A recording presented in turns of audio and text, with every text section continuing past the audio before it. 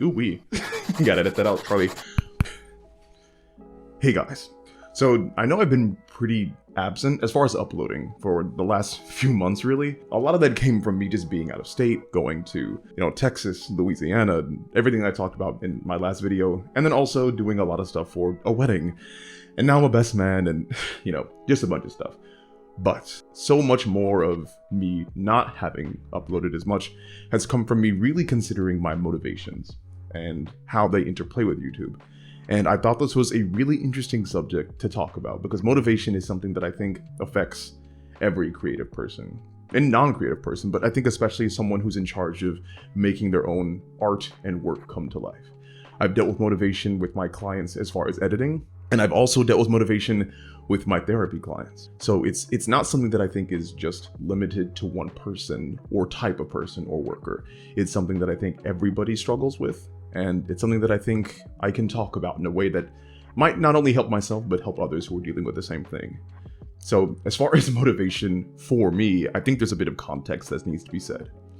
So I started my YouTube journey back in 2018, and a large part of it was because I really wanted to be able to talk about writing and help people learn about writing. I originally was planning on getting my MFA in writing and being able to eventually become a professor and teach writing in a collegiate level. And when I got accepted to 0 of the MFA programs because they didn't think my writing was up to par, I thought the next best thing that I could do with all my knowledge of writing and editing and what I had learned from authors and agents and everything that I knew about the industry and writing just in general was to start a YouTube channel.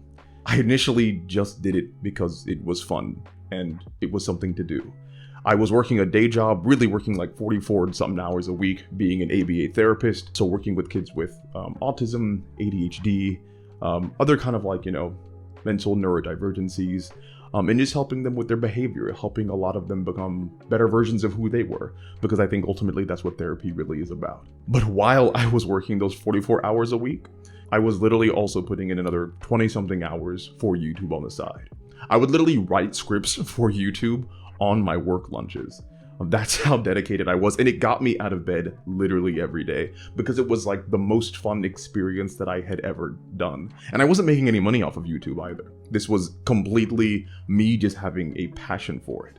And I think a lot of that came from me being a creative.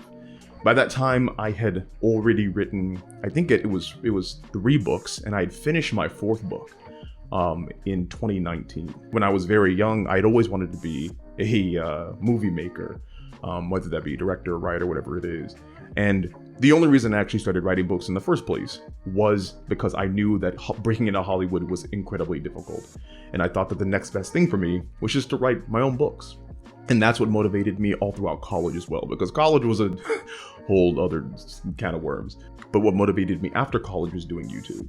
A lot of that was just based not even on what I was getting out of it, but what I was putting into the world. And I saw how much I was helping people and how much what I was doing was making an effect, I think, on the writing world at large and in general. And I think a lot of that comes from you guys being really open and contacting me through email, the conversations I've had with you. It's been really, really cool to see the effect that even the little things that I've been able to do, because I still think that I'm just a guy, but the things that I've been able to do on YouTube that have, I think, accomplished that initial goal that I set out for. And that was the motivating goal. But I'm not going to lie. Another motivating goal of doing YouTube, and eventually the editing job that I do now, that, I run my own business, was so that I wouldn't have to do my day job anymore.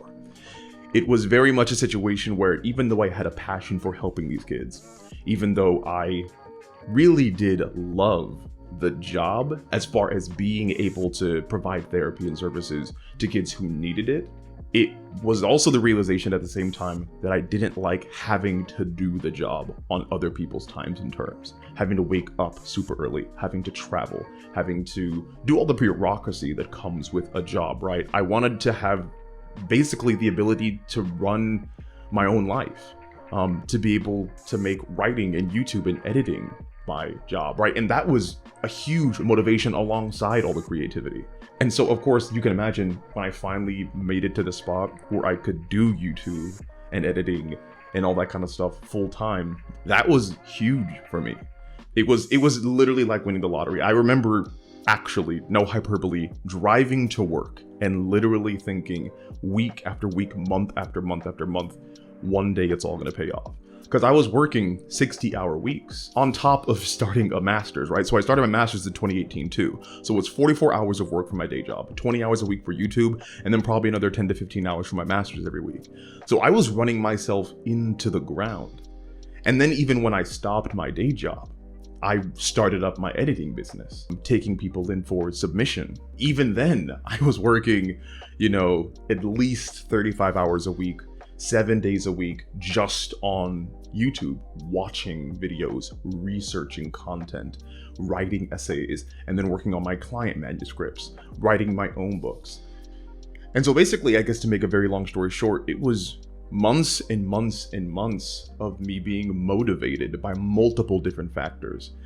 Some of them being creative and my love and passion for the work. But I think a lot of it being seeing YouTube and my own business as a way of getting the lifestyle that I wanted, of being able to help people the way that I wanted, of being able to have the freedom to write the kind of stories the way that I wanted without needing to spend 8 hours at a job that I didn't necessarily really have a deep desire to do. It was, I think, considerations of all that really brought me to understand something recently.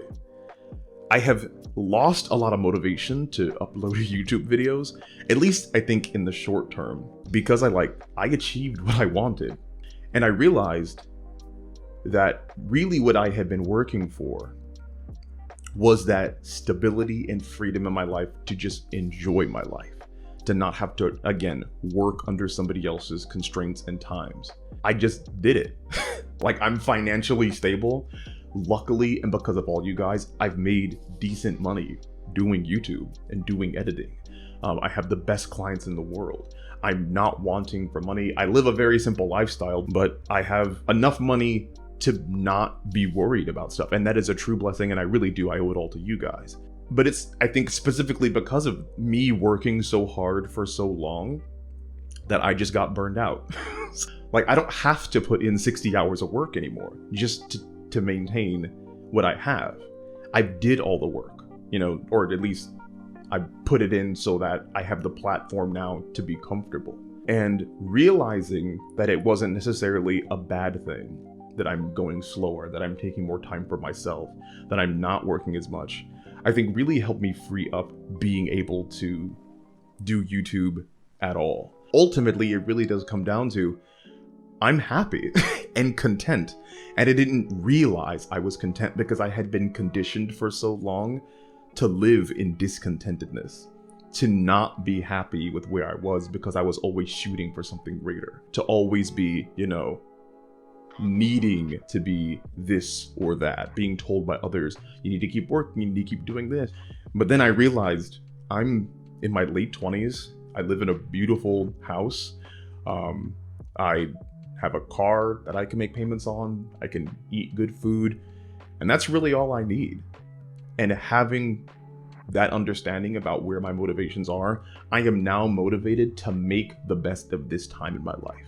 If that means having a low stress, low work environment because I can afford it, and I simply have to sacrifice a bit of, some of the money and time and notoriety that I would get from YouTube or uploading videos, then so be it. But I don't think that's a bad thing.